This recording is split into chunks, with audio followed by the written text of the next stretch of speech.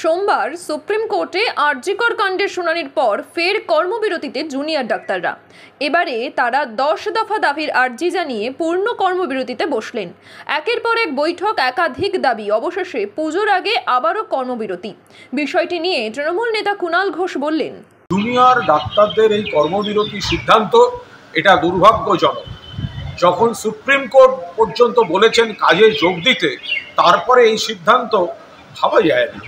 মাননীয় মুখ্যমন্ত্রী বারবার চেষ্টা করেছেন, আলোচনা করেছেন, কথা বলেছেন, যেখানে পরিকাঠামো এবং নিরাপত্তা ব্যবস্থা, নজরদারির ব্যবস্থার সমস্ত কাজ চলছে, সেখানে দাঁড়িয়ে এই পুজো উৎসবের মরশুম, ওদিকে বন্যা, এই অবস্থায় আবার কর্মবিরতি, এটা কারা করছেন, কাদের পরামর্শে করছেন, কেন করছেন?